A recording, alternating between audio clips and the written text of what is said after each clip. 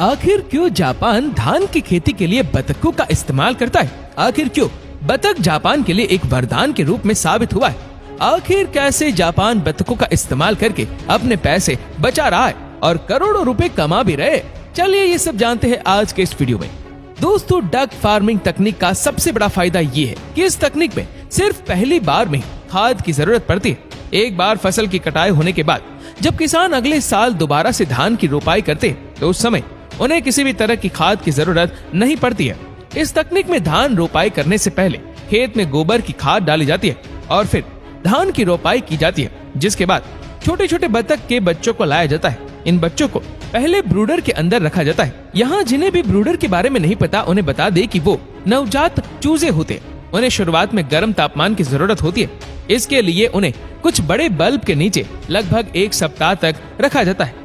इस दौरान उन्हें दाना और पानी दोनों खिलाया पिलाया जाता है और फिर जब 1 हफ्ते का समय पूरा हो जाता है तब उन बच्चों को ब्रूडर से बाहर निकाल लिया जाता है। लेकिन ध्यान देने वाली बात यह है कि इस समय इन डकलिंग को खेत में नहीं जाने दिया जाता। दरअसल धान उगने के लगभग 20 से 25 दिनों तक बतखों को खेत में नहीं छोड़ना चाहिए, नहीं तो फसल खराब होने का खतरा रहता है। जापान के किसानों के मुताबिक जब तक धान की जड़ें मिट्टी में पूरी तरह से अपनी पकड़ नहीं बना ले, बतखों को उनसे दूर ही रखना चाहिए।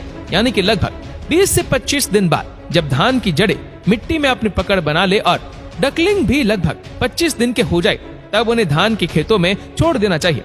खेत में छोड़े जाने के बाद ये डकलिंग खेतों में मौजूद अननेसेसरी चीजों जैसे कि स्नेल और वीड को खा लेते। इसके साथ ही जब खेतों में इन बतखों को छोड़ा जाता है तो ये जगह जगह बीट करते हैं। खेतों में चारों ओर फैले इनके बीट एक जैविक खाद की तरह काम करते हैं। इससे मिट्टी भी उपजाऊ बनती है। और दोस्तों, इस तरह से जापान के इन किसानों को धान की खेती करते समय किसी भी तरह के रासायनिक खाद, पेस्टिसाइड्स या हर्बिसाइड का इस्तेमाल करना नहीं पड़ता है। इससे उनके पैसों की भी बचत होती है, क्योंकि एक डकलिंग मार्केट में लगभग 50 रुपए में मिल जाता है और इस तरह से 100 डकलिंग की कीमत 5000 होती है। लेकिन अगर इनकी जगह खाद का इस्तेमाल किया जाए तो उसमें अधिक खर्चा आ सकता है। यहाँ जानने वाली बात ये भी है कि जैसे जैसे धान का पौधा बड़ा होगा ये डकलिंग भी बड़े होंगे और रोपाई के लगभग 4 महीने बाद धान और डकलिंग दोनों अपना पूर्ण विकास कर लेंगे, जिसके बाद धान की कटाई होती है।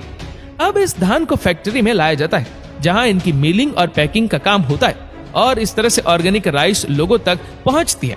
वहीं अगर बात बतखों की करे तो इसमें जो नर होते हैं उनमें से लगभग 10 को किसान अपने पास रख लेते हैं। बाकी नर बतखों को मीट के लिए मार्केट में बेच देते हैं। उसके बाद मादा अंडे देना शुरू कर देती है। किसान इन अंडों को बेचकर अच्छा खासा पैसा कमाते हैं। आपको बता दें कि इन अंडों को बड़े बड़े फैक्ट्रियों के मालिक